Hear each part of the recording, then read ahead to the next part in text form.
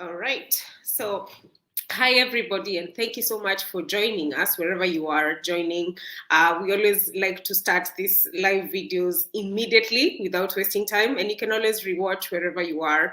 So thank you so much for joining. I already see 2 people who joined us, and yeah, just as an introduction, welcome back to this channel. It's been a minute since we had a live video, but of course we had to take a mini hiatus just to restructure what we want to talk about this year in terms of Erasmus, along with the European Union in Kenya, as well as the Erasmus Mundus Association. So thank you so much for joining us. My name is Nduta Wambura. If you're new here on this channel, please go ahead and subscribe, share this video with someone who might benefit, tell someone to join you and listen in, bring in your questions in case you do have any questions today. So today we are going to talk about the new Erasmus structure, and we have the privilege of speaking to one of the Kenyan alumni who finished her Erasmus already, and she is now doing her PhD. She's going to tell her journey, what she's been up to after she's finished her master's program, and all these kind of things. So we are going to have a very interactive session. Feel free to let us know where you're joining in from, comment, give us your questions, share this video with someone, let someone know that this is happening at this hour so that they can benefit from it. So once again, my name is Nduta Wambura. I'm the country representative for Erasmus in Kenya. You might already have known this if you've been following me on this channel. And so I would like to welcome you to this session. Of course, as you may already know, some of the Erasmus programs have already closed for their applications. However, in case you are keen on applying, like we always say on this channel, there's no age limit. There is no time that you cannot apply for Erasmus. So you can wait up until September, between September and February, to ensure that you can put up your application. And so what to do right now is, of course, to prepare your documents, ensure that you are on point with the program that you're interested in, and all this good stuff. Ask the right questions, reach out to me, reach out to alumni, reach out to people you've seen that have been successful before. Do your due diligence. And so when September comes, you're so ready to put up your application and you're not running the last minute. So welcome, welcome, welcome. And so it is my great, and I must say great privilege to speak to Crystal, who has been now in Germany. She did her Erasmus EMJD, and of course she's ready to speak to us. I want to introduce her first. So as we go along, I will be talking about the new Erasmus structure in between our discussion. And so if you have any questions about the new Erasmus structure and what to expect come outcome of 2022, which is this year, so come September, what to expect when you're applying, you're now going to be applying for an EMJM and not an EMJMD. However, I know I might be hurting your head here. So without further ado, let me welcome the one and only Crystal. Hey. Hello. Hi, Nduta. Thank you for giving me this opportunity to share with other prospective applicants about my journey as an Erasmus Mundus graduate, and I'm excited to be here today. Yeah, so a brief introduction of myself. My name is Crystal Kayaro, and I'm from Kenya. I recently completed my Erasmus Master, which is called Tribos. So the master is an engineering master's that deals with the tribology of surfaces and interfaces. So that's, in layman's terms, is how mechanical parts work together, how we can try to reduce wear and friction in different mechanical parts in different fields. So this is a very broad field. And I studied this master's for 2 years, where I started in Leeds in the UK, and then I moved to Ljubljana in Slovenia for one semester also in Leeds. And then I spent my final year in Portugal in a city called Coimbra, where I wrote my project from. So I started in 2019 and completed the master's in 2021, July. Wow, wow, wow, wow. Amazing. So can you tell us now, you are in Kenya. You finished your undergraduate in Kenya and, possibly you started your work and all these kind of things, or what made you even apply to this Erasmus? Did you even know before, or did you hear from someone else? Did someone mentor you? You know how Kenyans we are. It's who Yeah. you know. Tell us, how was your journey? Yes, so for a long time, I wanted to study abroad, and I knew that I wanted to study abroad while I was doing my bachelor. So I studied biomedical engineering at Kenyatta University in Nairobi. And I actually found out about the Erasmus scholarships during my studies in my fourth year. So I studied for 5 years. And during my fourth year, I was interested in a number of scholarships. I remember I did a lot of research about those Chevening scholarships. There was different types of scholarships. And then one time I stumbled upon the EMJMD scholarships, and I found them very interesting. So in my fourth year, I applied to, I think, one of the master courses, but then at the time my application was not, I didn't give much thought into the application, and it was rejected. And actually I applied for a degree that was not very connected with what I was doing. And then in my fifth year, when I was just about to graduate, I applied again for the scholarships, and I made sure that this time my application was much more structured, and I made sure to submit all the documents that were needed. And I applied for a different course. Actually, I applied for three of them because in Erasmus they give you an opportunity to apply for three. And at the time, I was interested in one particular course, and I wanted to just apply for that course. But then I thought, okay, it doesn't hurt to apply to three of them. The funny thing is, the one that I really wanted, I did not get into. But then the ones that I thought about, had to think twice about, I got into one of them. And yes, so I did not have a chance to work after my bachelor because I started my master's right after my bachelor's. So I graduated in December, and then I just had to prepare myself before leaving. So I just did some few jobs, well, very short-term jobs, and then I started my master's. Yeah. Wow, so this was your second master's, right? No, it's my first master. Okay, so you finished your undergraduate immediately and Yeah. applied and just came directly to do your master's. Okay, sorry. Yeah. So somehow I got mixed up there. So anyway, so which means that you tried and you had tried for other scholarships, and then this one is the one that you actually got. And so Yes. how was the feeling of coming into different countries which you have no idea about? I mean, like there's always the culture shock that comes in between when you're coming from your own home country and you're coming into a foreign country, and in this case foreign countries. And I don't know how the transition period was like for you, so maybe if you can share with us about that. Yes, when I first got accepted into Tribos, I was very excited because I was excited to be able to travel to different countries.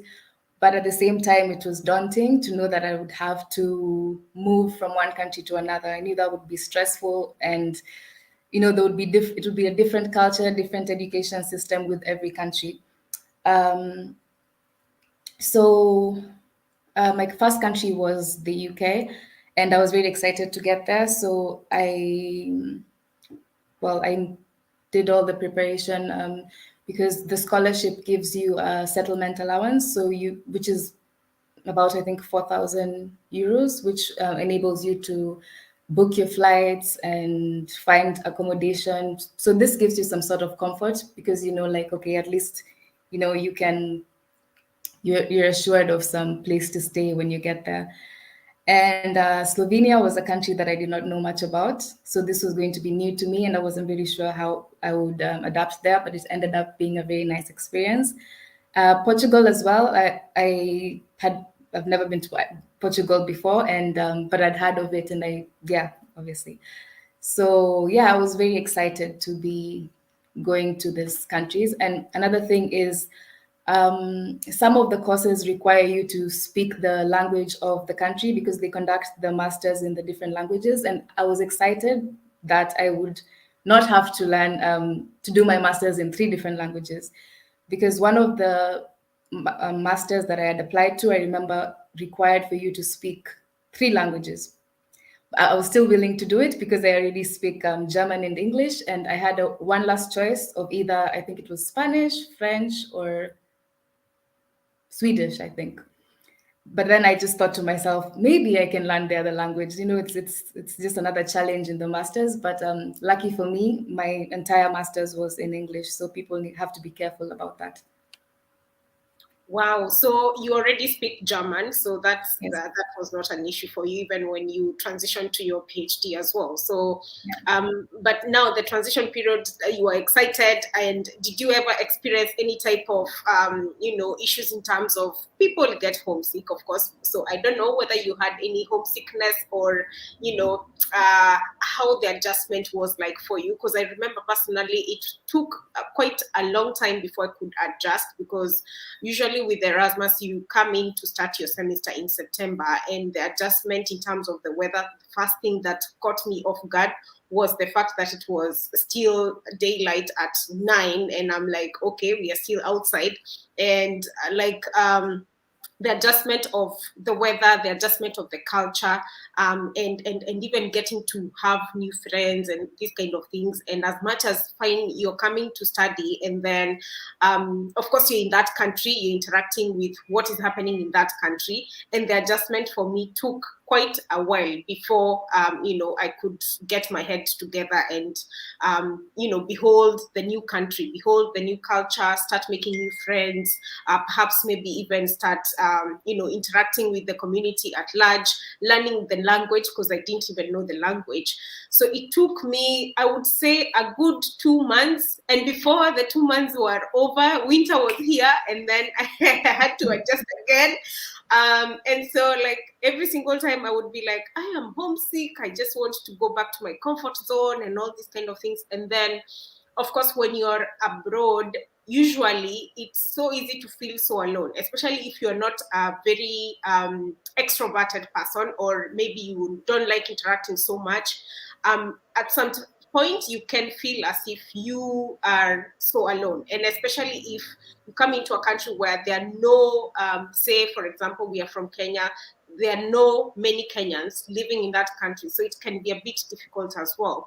So I don't know whether your transition period was nice, you were excited when you came, it was all you had expected, all these kind of things. How was it?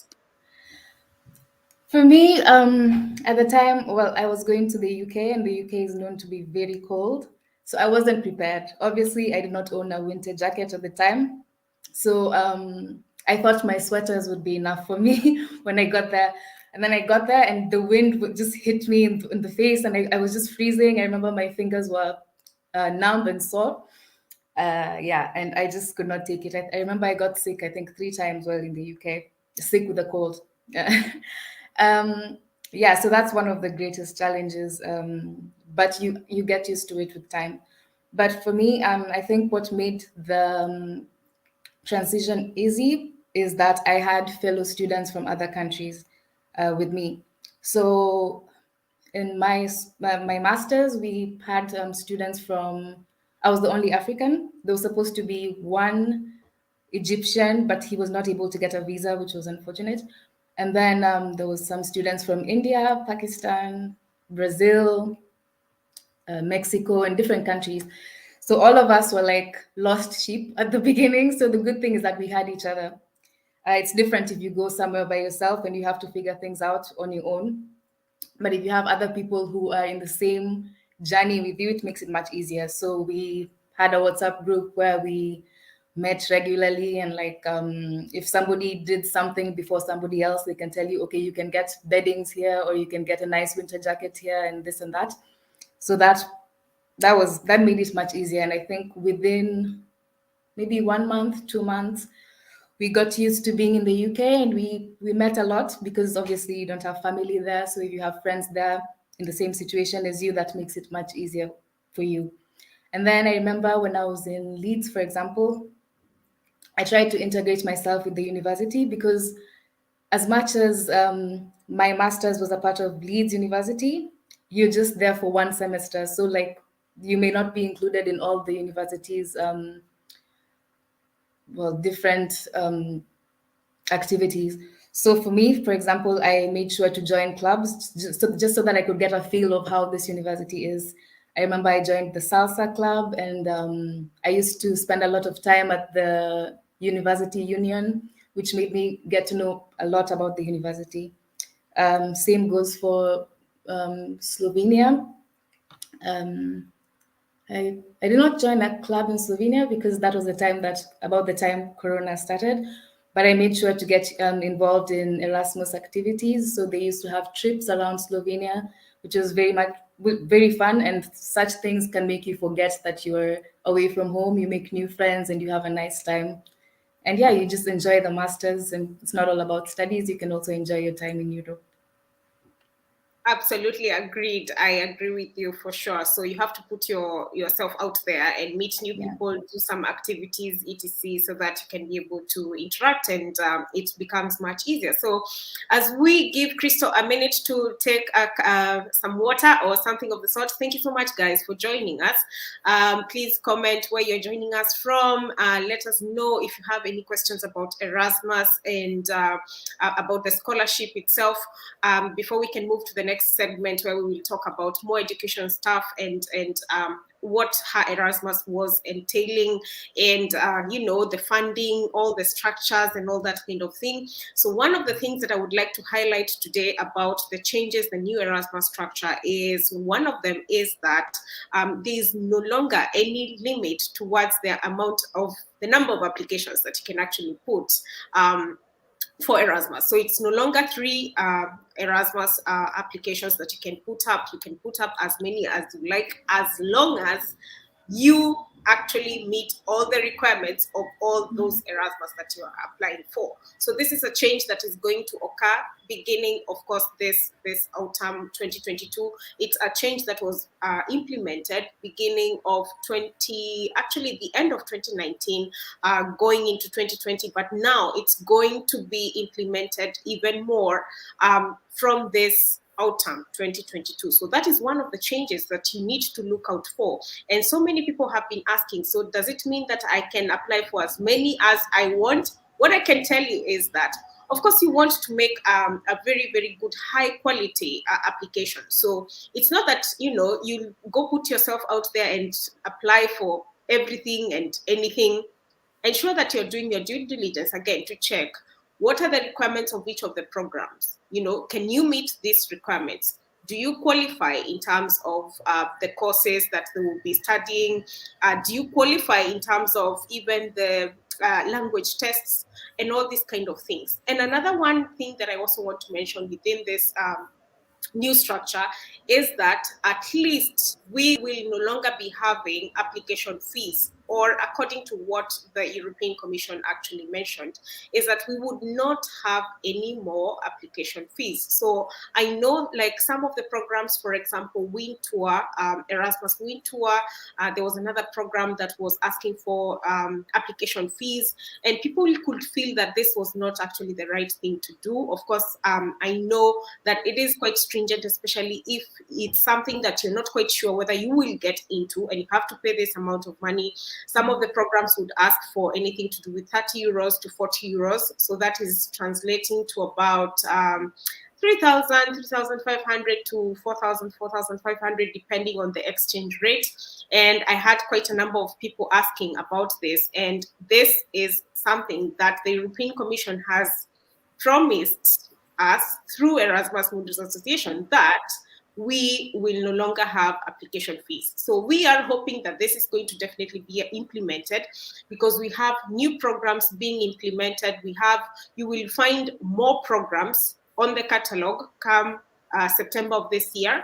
And you will find also programs that have been refunded. So programs that, possibly had stipulated that their funding period is up to 2020 or thereabout, they will be refunded because we have this new funding that began last year, 2021 to 2027.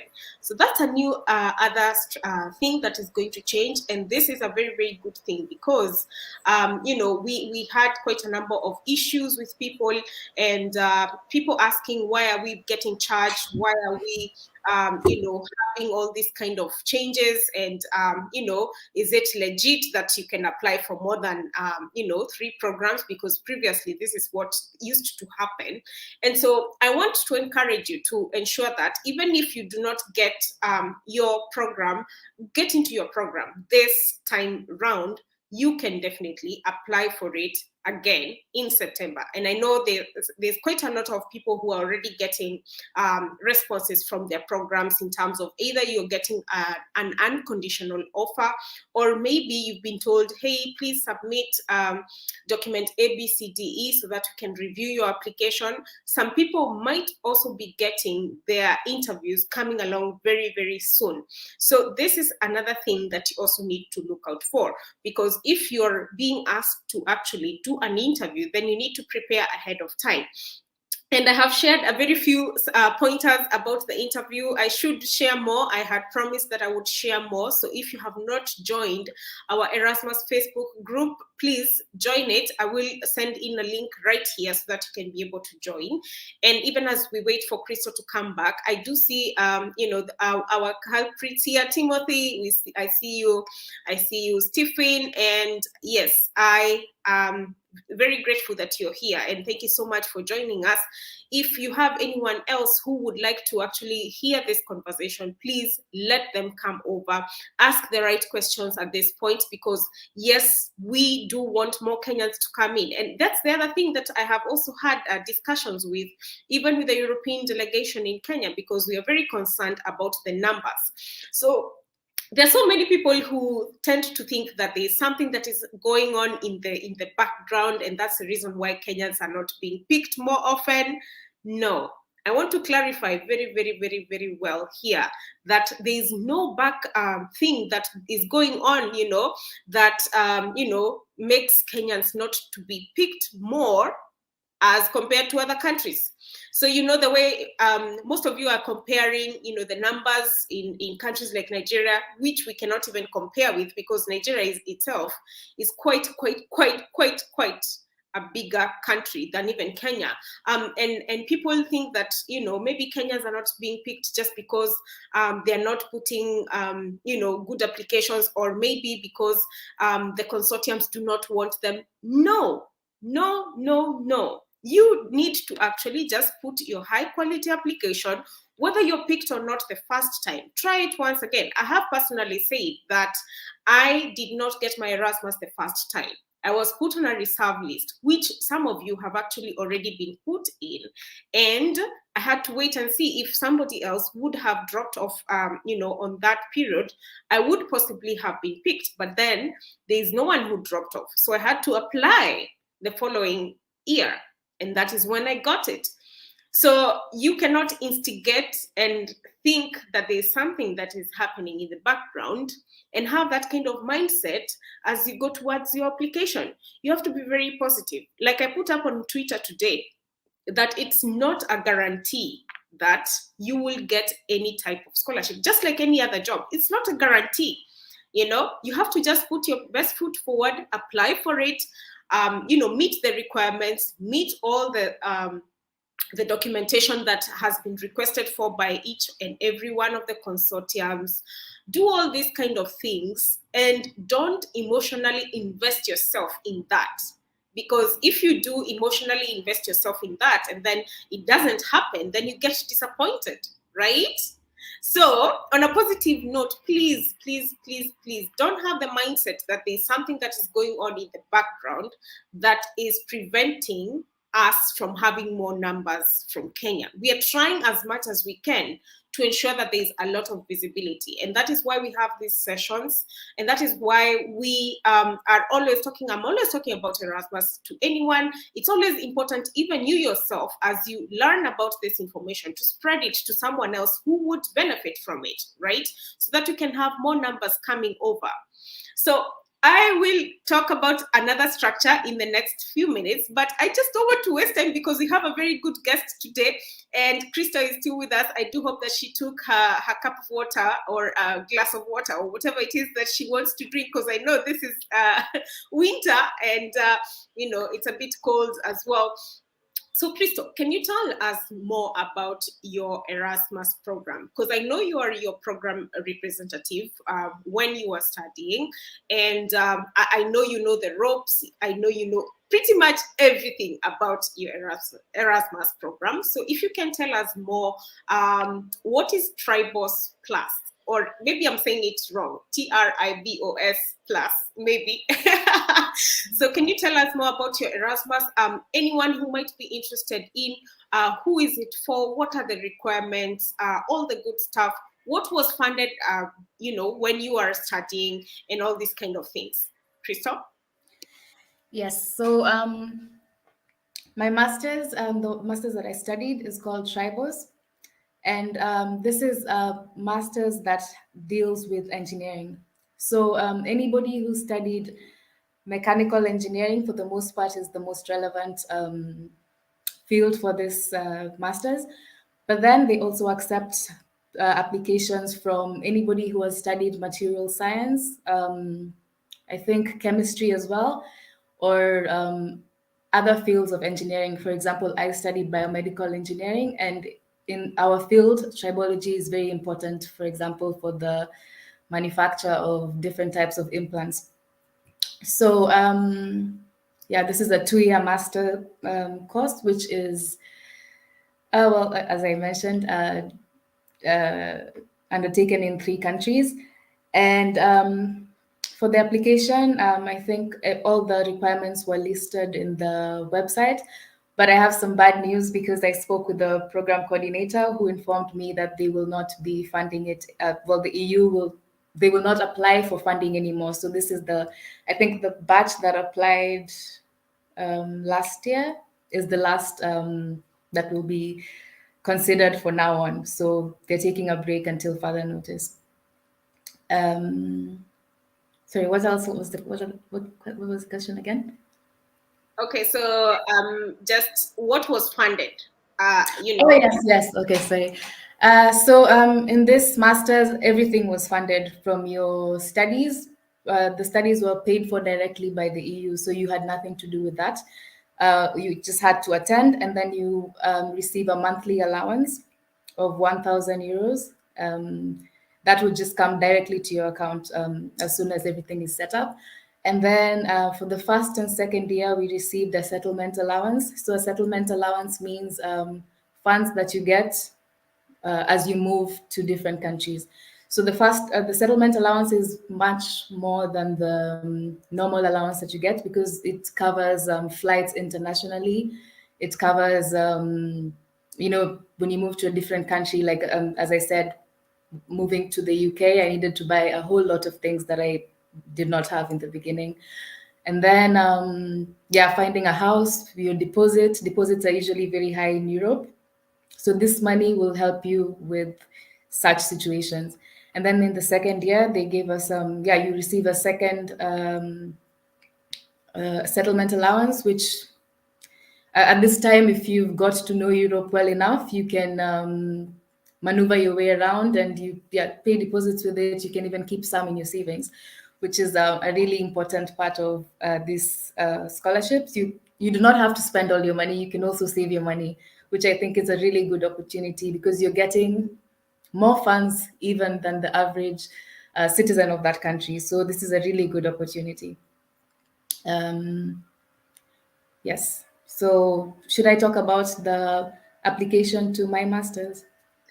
Yeah, now that you mentioned that it's no longer going to be funded, but I mean, you can mention it just in case maybe they refund it in the near future, obviously. Yeah. I can just be general and I won't have to relate it to my master's. But one thing that I'm always telling all my friends that ask me about applying for EMJMD scholarships is that there is no secret apart from following the instructions. So many people do not like writing motivation letters. I remember I wrote my motivation letter over, I think, a period of 2 months. And not because it was difficult, but because every day I tried to refine it. There's a way that you can say something that is very basic, but there's another way that you can say it that will convince somebody of your story. So I'm always telling people that many people have this habit of talking about, I am applying for this scholarship because I do not have the funds to take myself there. I'm from a poor country, or such general things. And I'm always telling my friends, anybody can be from a poor country. There's people in poor countries in Asia, Africa, whatever, even in Europe itself, there's people who are also poor and they can apply and use the same train of thought. But you have to be very specific. What about you speaks to the committee? For example, it doesn't have to be a very major occurrence in your life. It doesn't have to be that you did, I don't know, you did something life changing. It can be something very small. If you want to, I know there's one master's that's about, I think, urban development. And you can just speak about a seminar that you attended, which opened doors for you or which made you interested in this field. Or, for example, for tribology, I was interested in it because we studied it as a unit in my university, and that was one of my favorites. And that's what I told them. And then I told them that, for example, I met representatives from European countries who made me even more interested in this course. And that's something personal because not everybody has experienced that. So you have to factor in being personal in your motivational letter. And also following instructions. If they tell you to submit this IELTS test or TOEFL test, you cannot just say that because you're from a country that speaks English, like you don't have to, so you just choose not to. Or if you want to consider this route, you have to write to them and say, if I'm from this country, do you think that I can be exempted, or my English can be waived if you find that the exams are too expensive? You can always write to the committee. That's why they always give an email address in the application page. But as soon as you decide not to submit everything that they ask for, then you're shooting yourself in the leg, because they may just be going through applications very generally, not even reading. They just want to see how many people submitted everything, and then they just shortlist. If you did not submit everything, we'll not even look at your application. So that's how it is. Yeah. Wow, I'm so glad you highlighted that, because I always say that and people think that, oh no, she's not talking about the right thing, but Yeah. really it's just that simple. Like you can imagine how many people are applying all over the world, because it's a global opportunity. And then you didn't submit all your documents and you expect to be treated special. No way. That, I mean, can you put yourself in the shoes of the consortiums and the committees that are looking at these applications? They have a whole load, because it's not a bot that actually looks at these applications, because people think that it's a robot that's going to check.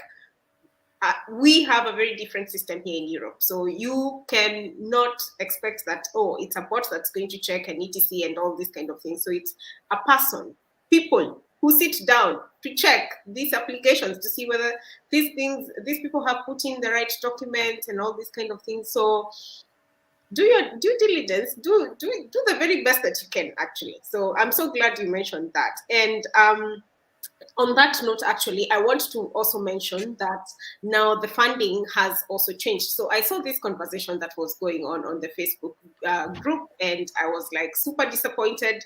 But then again, I would like to clarify it. So now, beginning the following year, which means that for those people who will be applying from September of this year all the way to February of 2023, for them to begin their studies in September of 2023, now the funding structure has changed. So, which means that it's even more money. because the monthly stipend for one is going to be 1,400 euros. And this 1,400 euros for a period of 2 years, if you calculate, if you do your math, that is going to be about 33,600 euros or thereabout. So now this is a shift from what myself and previous cohorts and Crystal had, because before you would have the stipend of 1,000 euros, yeah, and then you would have the travel allowance of 3,000 per year, which means that is 6,000 euros, right? And then now, so which means 24,000 euros, which is the stipend, plus 6,000 for travel. That comes to about 30,000, and then there would be maybe like 1,000 euros for installation costs or thereabout. So it would be 31,000 euros in total for the period of 2 years.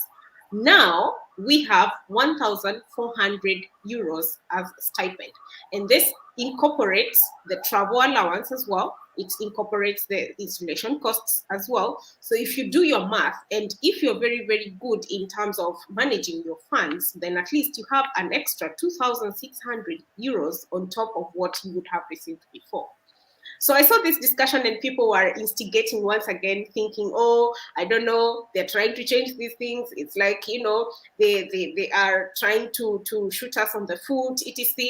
I know there's the issue about especially programs that have one of the universities being in the UK, and this is in this case Glasgow University. So people have been talking about, oh, you need so much money to, of course, go there. There's health surcharge, and I want Crystal to actually weigh in on that because I know she went to the UK.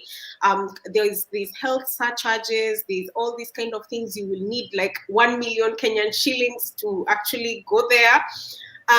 I want to say for sure, the thing is, the consortiums which have their programs with, one of the study periods being in Glasgow University, they do know about this kind of costs. And you can write to them to get reimbursements of these costs. It's not like there's a vacuum where you will spend so much money and then, you will be left, without this money back. No. So the thing with Erasmus is that there's always a reimbursement scheme, and there's always the amount that is allocated to each and every student. So if the consortium says that, hey, we've allocated this amount of money for you, we understand that maybe you do need to do a test, a COVID test. We do understand that you maybe need to quarantine if, for instance, you come in during the period where, like last year, the UK had this quarantine period. We do understand there's a health surcharge that you need if you're coming to the UK as well. We understand all these kind of things. So yes, as much as you might want to spend, you might have to spend some amount of money, we are willing to review and see, how much we're going to reimburse you. So it's not like there's a vacuum in between and you have to spend so much money and then boom, you're broke. No. So the new structure for the funding will be 1,400 euros. If you are keen on not being a spendthrift, that is quite a good amount of money. Believe me, Crystal and I can tell you for free that is way more, right, Crystal? Yeah. So, exactly. So like if you're a good money manager, of course, ensuring that you remember that if you're going for a program that has like 3 countries, you remember that you will be flying at some point from one country to the other. You will go settle into a new country, find housing, accommodation, and all these kind of things. And the good thing is that you possibly would be moving with the students that you have been studying with. So before it used to be called a cohort, now it's going to be called an edition, I believe. So like you will be moving together and you can find housing together. As soon as maybe you make friends, with these people, you guys can move together, maybe find a house together so that it's much cheaper. There's what we call shared housing in Europe, and this is a very new concept maybe for some. So shared housing is usually housing whereby, you're sharing the common amenities like the sitting room, the kitchen, the bathroom, these kind of things, and it becomes much, much cheaper. And of course, it really depends on which European country that you're going to. Some of the European countries are are more expensive than others. So you have to just manage and balance everything towards your own benefit. So for sure, that is something that you can obviously take advantage of. But I want Crystal to actually weigh in on this issue about going to the UK and how much maybe I don't know whether you had to get a visa, of course, to the UK first, right? And maybe you would be the right person to of course speak about this. How much was it? Did you go to the embassy in Nairobi, or did you go to the one in Coast, or what happened? Did you have to, how much did you spend for your health surcharge? If you can really just weigh in on that, because I've seen that going around a lot. Yes, so I forgot to mention that at the beginning, you do not receive your funding immediately when you're in your country. So the funding, I think, for most programs will be given to you once you arrive at the destination. So at the beginning, you need to have some sort of funds to start up. So, for example, for my visa fee, I'm not really sure how much I paid, but I think it was less than 20,000 Kenya shillings. And I also paid for my flight to the UK and for the temporary health insurance that they usually ask for, which I think is about 30 euros. Yeah, the travel insurance at the time. But then, yeah, so this cost I had to foot by myself. So I think everybody should be prepared to do that. But as soon as you get to the UK and well, whatever country it may be, you will get your money within 1 month, your settlement allowance. So let's say if you took a loan or you borrowed money from relatives, you can be able to pay them back on time. So that, I think it would be wise, if you cannot maybe afford that money, you can ask for it, because it's not going to go to waste once you're selected. And then about health surcharge, and I'm not very sure what that is, but if I understood correctly, that is possibly health insurance. For my master's, we were fully insured. I think it was AON insurance. All the students were insured. So whenever you needed to go to the hospital, you would just take your student ID cards. So once you get to the destination country, there's some processes which your consortium will may help you with, or they may just give you instructions. Or another thing is you can ask previous students. That's why I think it's important to be in contact with students from previous batches. So yeah, you can, once you get your student IDs, you can go to any hospital, like just like every other student. I remember I was once in Scotland, so this may be relevant to somebody, and I got sick. And just because Scotland is in the UK, you can still get NHS services as a student in England. So yeah, I remember I was sick, and I went to a Scottish hospital, and they gave me medicine, and it was all free. So because I think, yeah, the student insurance is covered by the consortium, so you can be treated anywhere in the UK. Right. Yeah. Thank you so much for saying that, actually, Crystal. But the thing is, for now, I think you began your program before there was Yeah. Brexit, right? So Oh, yeah, yeah. Okay. yeah, so now when there's Brexit, the thing is, of course, the UK is no longer going to be participating in Erasmus, obviously, due to obvious reasons. Yeah. But the programs that are still running and are still funded would be definitely, be affected by this, especially those students who are actually coming in this year, obviously. So the thing is, people like Crystal mentioned here, first of all, her visa, she said, was less than 20,000. So it was, I believe it was in pounds. So maybe it was like, I don't know, 100 and something pounds, right? Yes, I think. Yeah, I don't more or remember less. the exact amount. Yeah. But you don't remember yourself spending so much money, like 100,000 or this kind No, of no, thing no, no. online, right? So Yeah. that's the first thing. The second thing, of course, at least we have direct flights from Nairobi to the Yeah. UK. So you can travel on BA. And I will tell you for a fact that you can check for flights on a website we always like to talk about here, skyscanner.net. And at least you can check the flight, see how much it's costing, and see whether you can be able to afford that, whether you can even talk to your relative. And the thing is, you check your flight on skyscanner.net. I have just posted that on the comment section. And then, once you find a flight that is selling for a good price, then you go directly to the website of this airline and buy the flight from that website. I hope that is clear. And let me tell you for a fact, I have traveled in between Europe and Kenya several times, and every single time my flight is not as expensive. Usually, I would be able to spend, say, something to do with 500 euros or 500, 600, depending on where I'm flying from. Okay, so in this case, it's from Lisbon. So I can tell you that perhaps maybe you will be buying maybe a one-way flight, because at least, to even maybe reduce your cost. But usually it's best to buy a round trip. However, if you're buying like a one-way flight, you can even easily get a one-way flight for like 300, 400, 500 euros, depending. So you can maybe have 50,000, 60,000 for a flight, right? And then, of course, now when it comes to the UK, and I know this is a major, major, major, major concern, because now the insurance that the European Union has, and with the consortiums as well, is not going to work in the UK. So you would need to have a health surcharge, which is usually type of insurance for students who would be staying in the UK, studying in the UK for at least maybe 6 months or more.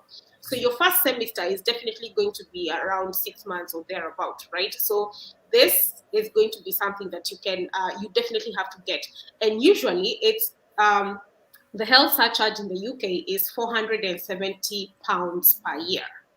And this is something, again, you can talk about with your consortium. Tell them, hey, fine, you want me to come to the UK. Are you going to maybe reimburse the health surcharge costs that I will have to go through? Right? So that is something that you can also look into. So you have £470 here. We've talked about a flight cost of maybe something to do with depending on where when you're flying and all these kind of things in the airline, 30,000 to maybe 60,000, depending. We'll go on the higher side, let's say 60,000. And now we have the visa cost, of course. So you would be looking at anything to do with 100,000 or 100 and something thousand. And let me tell you for a fact, like Crystal mentioned here, when you sign your contract with any of the Erasmus programs, then you will receive your stipend. And this money obviously comes in within at least even a month or even 2 weeks, depending on how fast you have maybe things like tax, your bank account, all these kind of things. Yeah. So like as soon as you sign your contract, you can definitely be able to reimburse where maybe your family took care of it, or maybe your friend took care of it, or maybe you took a loan. So this is something that you can obviously send money back to those people you got the money from, right? Or maybe you had your own savings. So this is something that can always come back. So like the UK, the programs in the UK, now that's the cost that you would need to actually maybe foot. It may be more, of course, because of Brexit, but speak to your consortium. If you're successful, tell them, hey, this is I would like to know whether the health surcharge fee is going to be reimbursed, because for a fact, the visa fees and the flight costs will definitely now be, within the limit that, they're giving you the 1,400 euros. So again, speak to your consortium, always, always. If you have any question, if you have any concern, there's always, always, always a way out and to talk about it as well. So now, if you're coming to the European Union, then it becomes easier. So if your first country is any country within the EU, then of course the flight might be also a little cheaper. The visa fees, of course, the Schengen visa fees don't go anything between 60 to 80 euro, depending. Of course, on where you're going to and whether there's an embassy in Kenya, all these kind of things. And then, of course, now at least you would not even need to have the travel insurance, maybe, because they might send it to you depending on the program. Some programs might send you the insurance ahead of time, others might not, but you can get a travel insurance on the side, like Crystal did, to travel. So there's all these kind of things. So do not overthink without having your facts right. Ask everything. Yeah.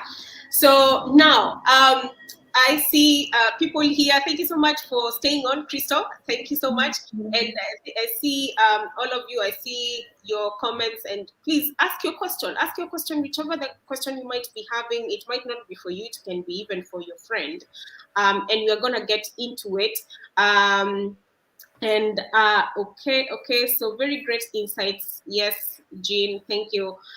When you arrive, do you book an Airbnb for a few days and then look for housing, or do you start looking for housing from your home country? This is a question that Crystal would, of course, answer. I can answer myself, but I know Crystal is fresh from the program, so she can answer that. And before we can, answer this question, I would like you to also comment down below and let me know, have you applied? Are you waiting for your, a review or maybe an interview? Are you waiting for maybe the consultant to tell you whether you are successful or not? Have you been asked for any document? Is anything unclear so far? So let us know on the comment section. And we will answer Jane's question, and then we will now speak about the transition period for Crystal, because she is now doing her PhD in Germany. How about that, guys? And she's from Kenya. Look at this, So it is very much possible. So Crystal, if you can answer Jean's question, yeah? Yeah, Jean, that's a very good question, actually, because from experience, I would say that the best thing to do is actually to start out with Airbnb. This is because European countries are not immune to con men, and some of my friends were almost conned by some of these suspicious landlords. So I would say, like, yeah, you can book an Airbnb for maybe 1 month, and then as you get accustomed to living in this new city, you'll now know more about the city, and you can know what side of the city you like. This gives you an opportunity to scout which area you want to live in. Lucky for me, I booked my no, actually no. In the UK, I went to an Airbnb and then I found a house later. And another thing that's important is viewing a house before moving into it is very important, because one of my friends booked his house while at home in Jordan, and then when he arrived in the UK, the house was very different from the pictures.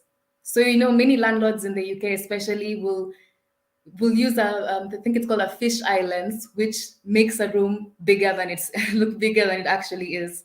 And then you get there disappointed and you've already paid and there's nothing you can do. So they're just going to make your life difficult if you want to cancel that booking or anything.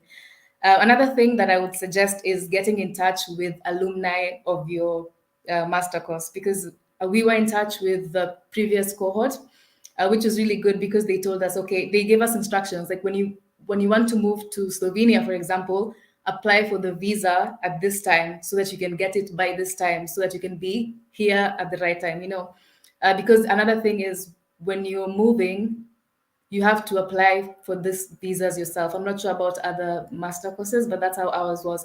So I remember we had to go to London to get the visa for Slovenia. And then from Slovenia, we had to go to Vienna to get the Portuguese visa, because the Portuguese, some countries just have one embassy in a different country. So you also have to travel. You have to factor in that you have to travel. And that money is going to be paid by you for the visa and the movements. If you need to go to a different country to get this visa, you have to do it yourself. The consortium may not help you. Some help, but some may not. Ours was very independent. So yeah, about housing, it's very important to see what you are booking. And I would advise anybody. There's very many good sites that I think Nduta can share with some people who may have already got the scholarship. There's Housing Anywhere. I'm pretty sure that's a very common one. And you can just find out in the different countries that you're in. You can find out from previous students what websites they use to find houses to avoid getting conned. That is very, very true. So, like the UK, like these big cities, any big European city, you will definitely expect conmen. So, like she mentioned here, it's very important that you start looking for housing before you actually leave. So, you can go, what happens is that Erasmus has a very strong network, so what we call Erasmus Student Network. So the ESN is in every European city, in every major university, it's going to be there.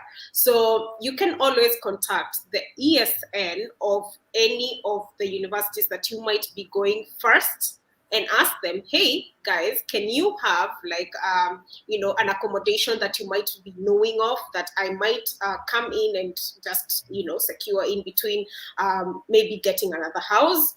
Or you can also speak to, like she mentioned, speak to alumni before, speak to even ESN and ask them whether they have like what they call a buddy programs. Because for us, when we came in, personally, when I came in, we have this buddy system, and this buddy is someone who is a local, who is actually studying in the university, who can help you around. So this person came over to pick me at the airport, and before I even met this person, we had a chat before I left Nairobi, and he was asking me whether I have accommodation, whether I need to, get a few rooms here and there, and he was very helpful because he sent me several links of houses that he might be knowing of, and I could actually go and stay there.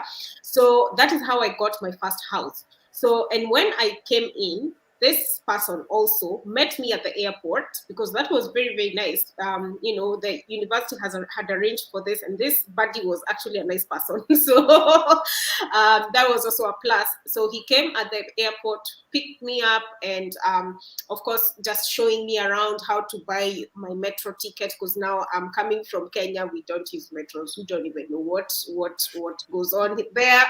So how to get a metro ticket, how to go around, and showing me all these kind of things. This is a supermarket that you can maybe get a few things before, you get to know your way around, all these things. So if you're lucky enough, or your university has got what they call a buddy program, and this is something that I speak about before you leave, we have what we call a pre-departure orientation. So don't worry about the details about this, because this is something that we will tell you. I will personally tell you. I'll be there for your pre-departure if you're successful, to tell you where and what to look out for. I have been privileged enough to go pretty much everywhere in Europe, and I'm sure Crystal as well has gone to quite a fair share of her countries within Europe. So we kind of know, when you know one European country, it's kind of the same structure in all other European cities. So, but there's that. So there's that. You can look for that, or you can find an Airbnb ahead of time. Maybe like book your Airbnb for a few days, maybe like 2 weeks or something of the sort, before you can maybe find accommodation or that kind of thing. Or even go on booking.com and find a place, maybe even if it's maybe for 2 nights or 3 nights, before maybe you meet with the person or the landlord that where you had maybe booked or something of the sort. That is something that you can look out for. Like Crystal mentioned here, please ensure that where you're booking, the house that you're booking, they're not asking for hefty fees, because some of the houses might maybe say, like, you find a room, it's maybe like 300 euros, but the landlord wants you to pay 300 euros plus, of course, they want what they call, here they call it in Portuguese, it's called calçao, but it's like a deposit. So they want like maybe 2 months deposit. Some landlords are crazy. So maybe you would need to cough about 900 euros, just like that. So be on the lookout for these kind of things, because that is also a cost that you would need to foot. However, it is very much possible, because we are here, we did it, and we were able to actually do it. Personally, when I came, I had to pay it out of pocket. And then, of course, once we got paid the first stipend after signing the contract, etc., this money sort of comes back to you. And of course, the reimbursement that we had for our visas. And by then, our Erasmus program actually was paying the flights for us. So that was also a plus. So there are all these kind of things to think about. So I don't want to wallow down on that. I want to talk about the transition for Crystal. And this is a very, very, very, very important subject that I love to talk about. What's the transition period like with Erasmus? And for one, let me tell you is that, you don't have to go back to Kenya. once you finish your Erasmus, like go back and settle. There's no one that clause that, oh, you have to go back, because most of the scholarships that you get out there, they will have this clause that, hey, come here, study, go back to your country at least for 2 years and work, etc. If you're ever gonna come back, then it's gonna have to be after 2 years. For Erasmus, it's very open again. So like, I want to talk about this transition period. And Crystal, can you tell us, so now you finish your Erasmus, yeah?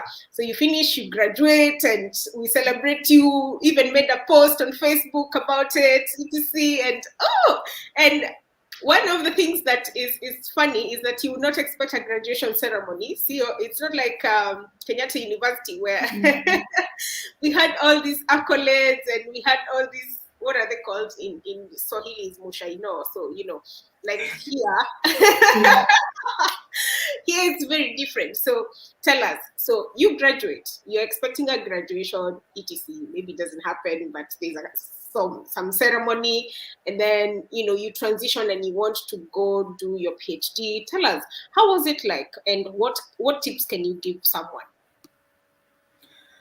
Okay, so for at the end of the masters, there was no graduation. Well, the graduation was presenting or defending your thesis, and then you celebrate, maybe have dinner with your classmates, and then everybody goes their own way afterwards. Some people go back to their countries, some people decide to stay in Europe. So I can say that most of us in our batch started applying for, well, most of us wanted to either go the PhD way or the industry way.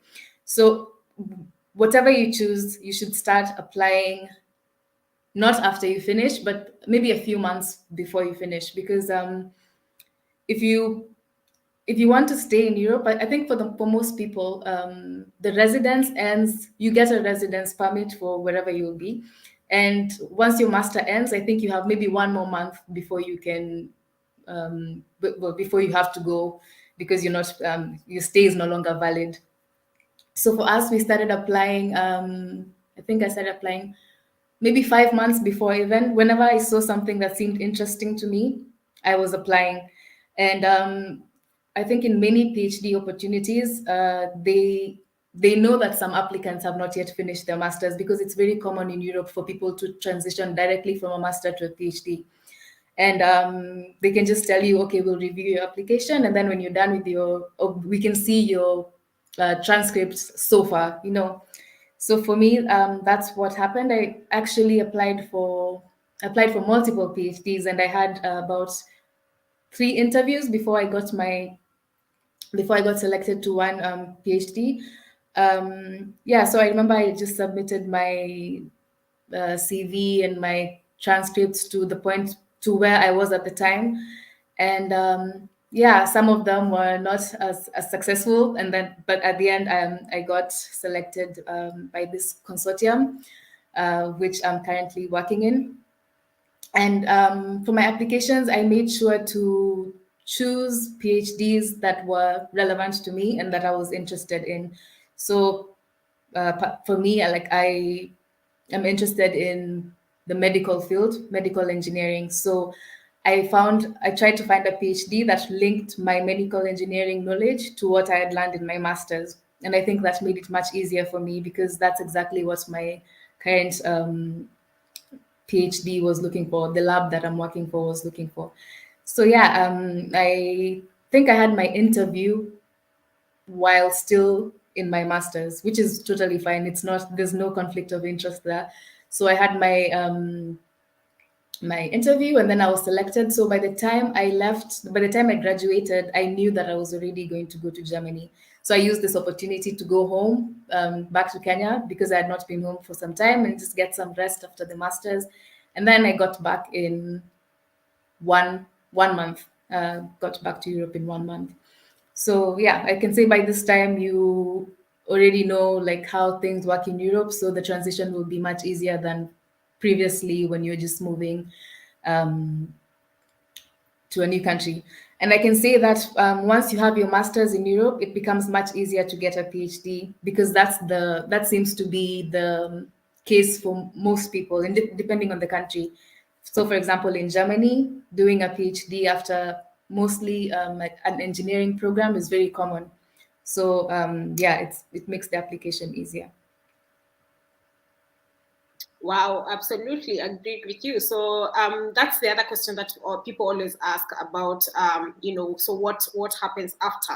So it can be daunting, yes, for sure. You've been used to this type of life of being, studying, and you're paid to study, going around from one country to the other, and then suddenly that's done, and your visa is done, and you just don't know what's next.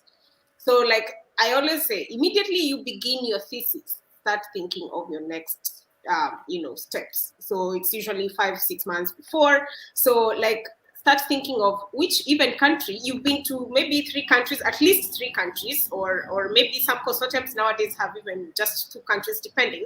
So maybe you've already even traveled around, because there's always this downtime that you can use to travel around Europe, and you have seen, oh, I would love to settle in this country. Of course, considering the language, things like weather, immigration things, because hello, you're an immigrant still.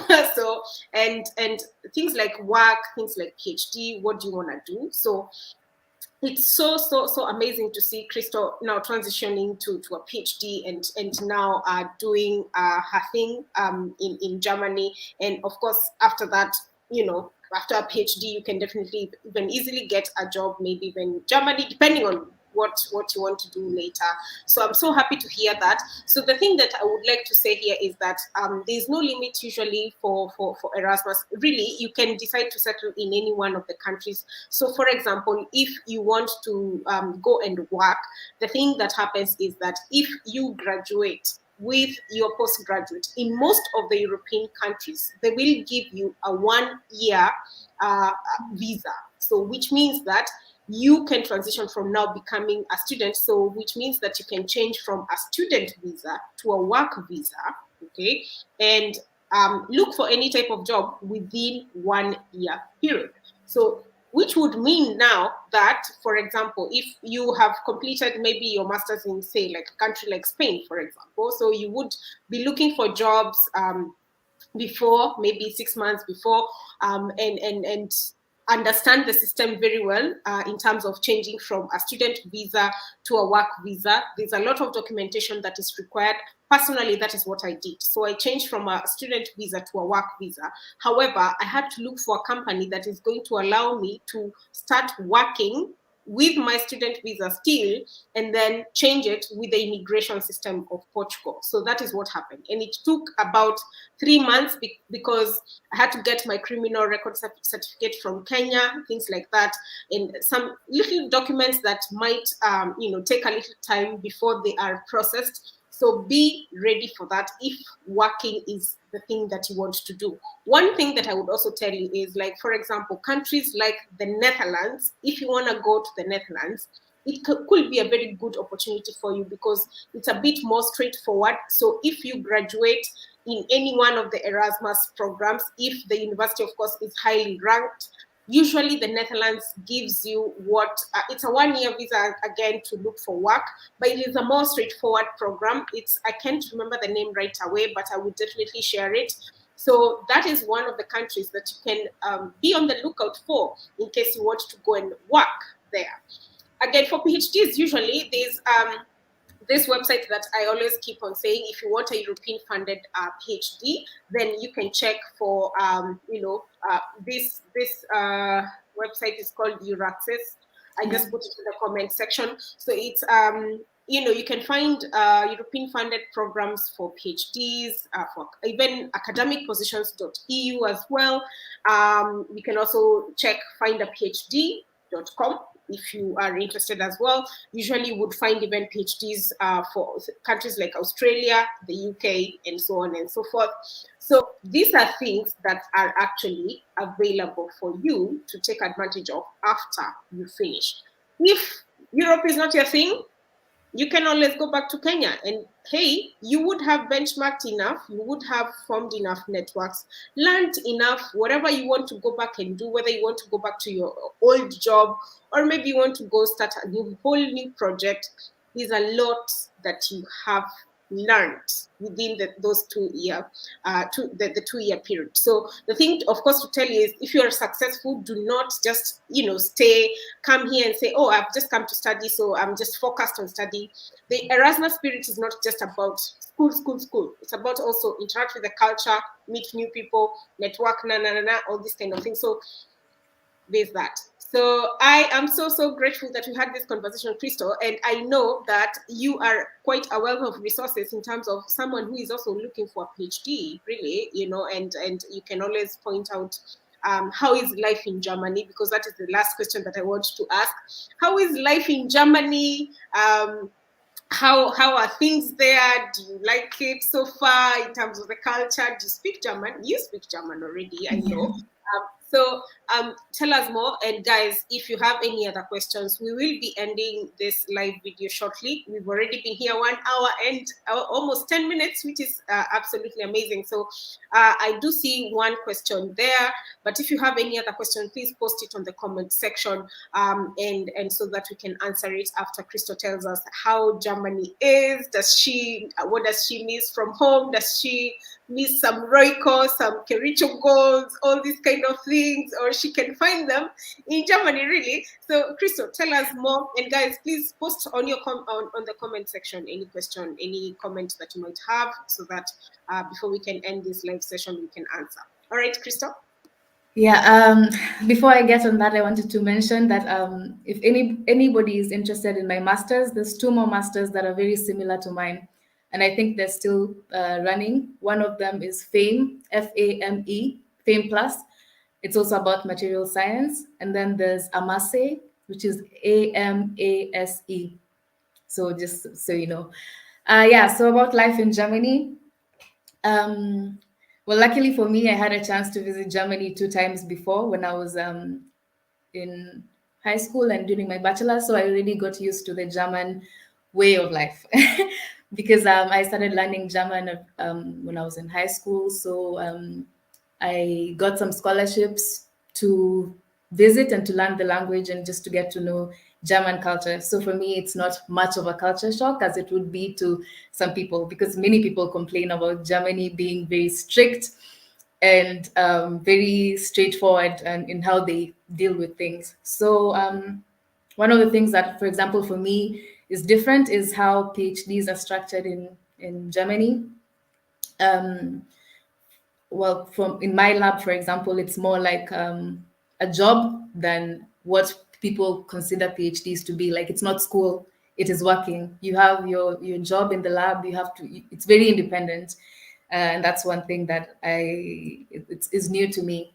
With regards to the weather, it's I guess the same as much of Europe right now. It's winter, and it gets dark by, well, it's getting dark much later now, but it used to get dark by 4 p.m. And I remember I had gone home for 1 month, and then I just came back to this, and I'm like, oh, not this again, not this again. And then yeah, and one thing that I can say is good about Germany is there's very many Kenyans here. So if you like, in where I'm staying is Hanover. It's in the north of Germany, and there's very many Kenyans. I keep meeting Kenyans by chance. I keep hearing people speaking Swahili in the train station, and I'm like, what is going on? So yeah, that makes it much easier compared to, for example, Ljubljana, which was a very predominantly white country. So you feel like you stand out more. For some people, this may be maybe we should have mentioned this culture shock. For some people, may be a bit hard to deal with because everybody is looking at you like, because you're different, but it's not in bad. There's no bad reason for them to be doing that, but you get used to it with time as you stay in Europe. So yeah, I would say, like, for anybody who's been selected to one of the programs that is in Germany, Germany is a great country. There's many Kenyan societies that have been formed in Germany by Kenyans who have been living in Germany for a really long time. I know there's Kenyan women in Germany, which is they call them Verein here, which is like a society where Kenyan women can meet. And then there's a very successful website known as Mkenya Ujerumani. If you need anything, you can go there.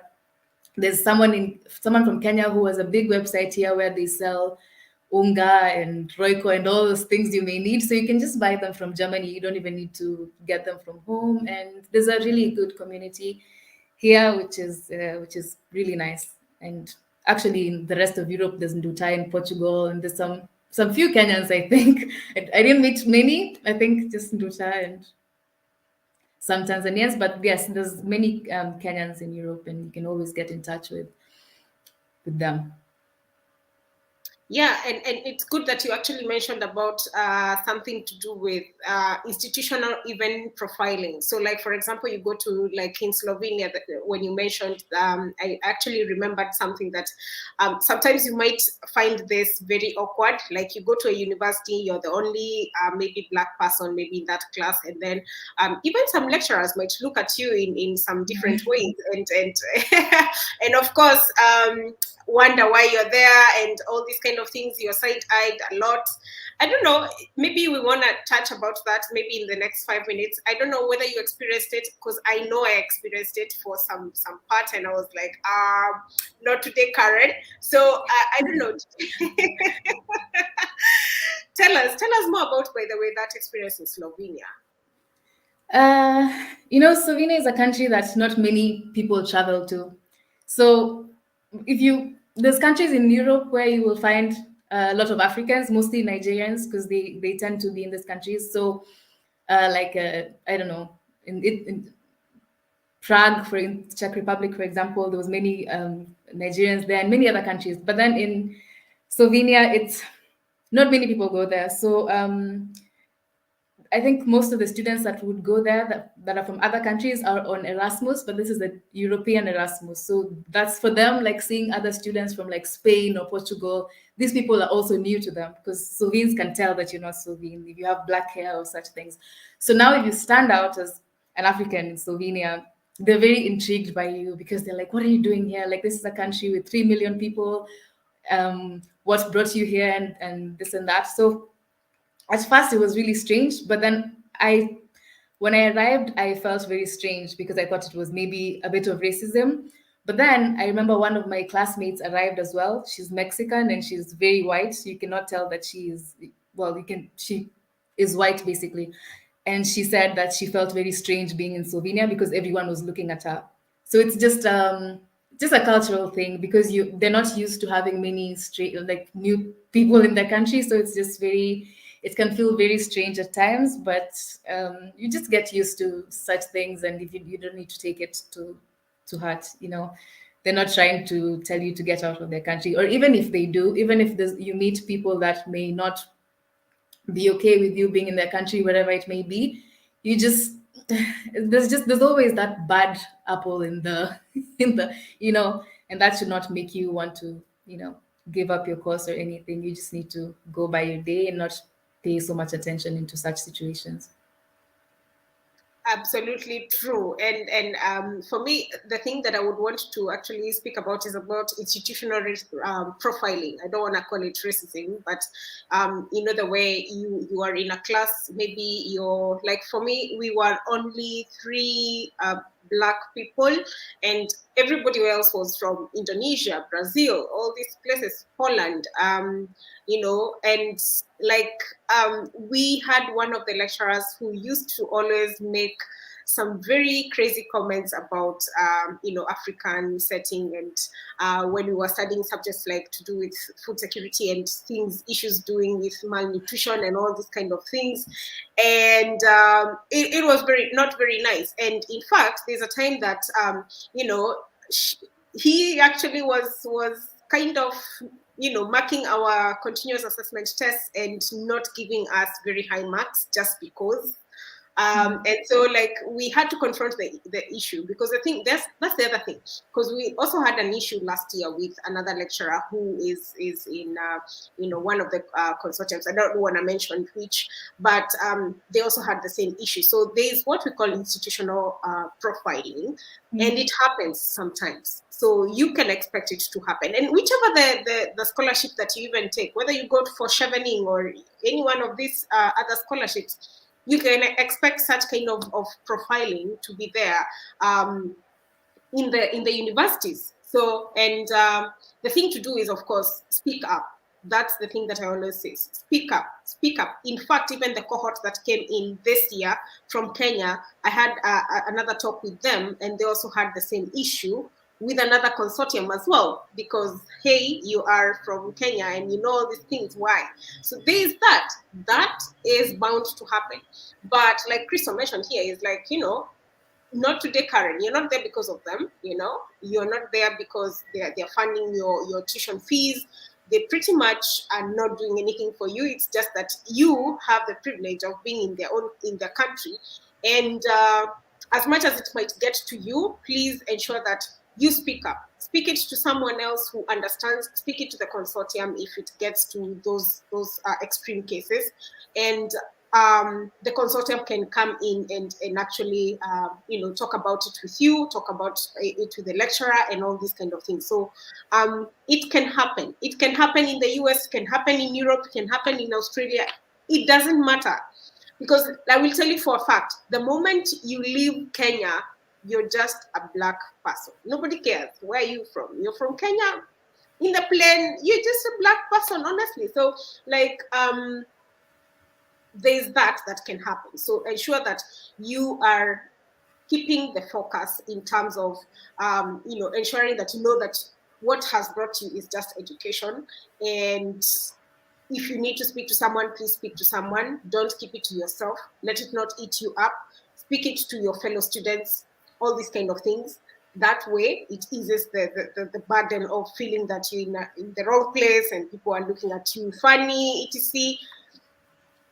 One more thing, Duta. Yes. Because I was the program representative of my master course, if such situations occur, like if there's this professor who may be a certain way, the institution may try to shield him from this. So you can, if you have a representative in your class, you can take this matter with them, because as representatives, we normally had meetings with Erasmus Mundus Association, which is a different body that's supposed to be to take matters of students' issues into their own hands. So during these meetings, they can take this matter to the EMA, and it possibly could get resolved. And yeah. Yes, absolutely true. So guys, I think we are giving you all the tools, what to expect, all these questions that you always have. So it's very good that you stayed on. So I want to get to the final question, and then we will have the final remarks for this live session. So thank you guys for staying on. Thank you for coming on here. Before we can answer the other question, I will ask Crystal to type in the other program that she was mentioning. I think I typed in FAME Plus, but I know that you had mentioned another Erasmus program that would be similar to yours. So maybe you can type it on the comment section, and maybe... I'm not seeing an option to type, maybe because I'm not logged in. Or... Okay, you can send it to me. Oh, yeah. Oh, you got it? Okay. I think so. All right. Do you see it? Yes, I see it. So I will type it there. Now, I want us to answer the last question here from Annie. Annie, you asked, Dear Nduta, can I apply for additional programs that are still available now if I have already applied for 3 programs? Yes, you can. Yes, you can. This is something that actually changed. If you joined us much later, we had already spoken about this, that you no longer have a limit of only 3 programs. You can apply for more.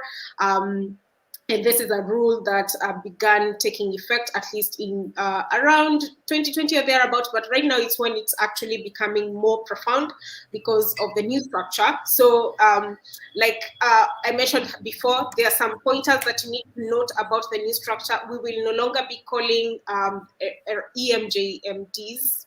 We will be calling them EMJM.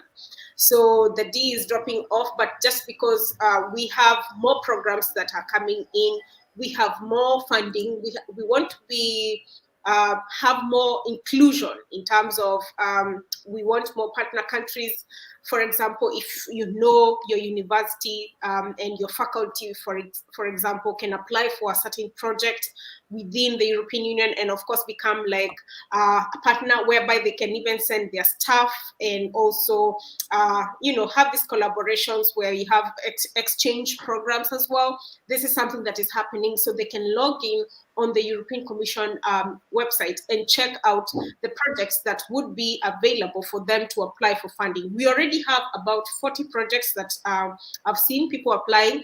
Yes, like last year, towards the end of the last year, we had a university like Mary University that came on board. We also have quite a number of projects in Kenyatta University. So if you're listening to us and you are from Kenyatta University has quite a number of programs. And in fact, fun fact is that I am Crystal as well, is a KU alumna, right? So we are KU alumna. So do not think that it's something that can be undone, because I actually got my Erasmus through the KU International Cooperation Office, which is very, very active. So if you're in KU even, and you want some more information to see which programs are even happening, they could even be programs within the African continent, because there are all these cooperations that happen. There are all these, negotiations that happen behind closed doors, and people don't get to know them. But if you go to your international office, there's a lot, and I mean a lot, of information, a lot of cooperations, a lot of partnerships happening, whether it's within the European Union or within the African continent, Australia, US, all these kind of things, name them, yeah? Because, I mean, Erasmus is just but one of the programs that you can come into. And for some people might say, hey, Erasmus is not for me. I don't like the terms. I don't like Europe. It's okay. It's okay to not like Europe. You can always go to another continent, whichever you find is preferable for you. You can go to another African country. Really, it's up to you to actually go ahead and choose what you want to do, whether you want to study abroad or even not, or whether you want to have even a program that you can study while you're still in Kenya. These are things that you can get from an international office, whether that's Kenyatta University, the University of Nairobi, Mary University, name them. They all have this kind of links and kind of advertisements that happen. So now I want to end this live session with some closing remarks from Crystal. Now, Crystal, I know you've been through it, you've seen it in Europe. So what is one thing that you can tell someone who is looking to study abroad, or even actually study with Erasmus? Do you think Erasmus is one of the best programs, or do you think that, we're just talking smack here in a lot of hot air? Or what are your closing remarks for somebody who is listening to this live session much later and they are contemplating to apply for Erasmus, they're contemplating to apply for even any other program abroad? What would be your closing remarks? So for me, I would say that Erasmus was one of the most incredible experiences that I've had in my life, because it's not only an educational experience, or it's not just about education. There's so much more that goes into being a graduate of an Erasmus Master's. There's a lot of self-development. There's a lot of there's a lot of development of self, because you find yourself in a new environment. This teaches you many things about surviving and persevering in different environments, which can be helpful in your career as well. There's also you get to interact with people from different cultures. You get to see how people live, and this makes you understand people better. Some people are loud, Portuguese, for example. Some people are quiet and a little more reserved, like Germans. You just get to see people's different characters.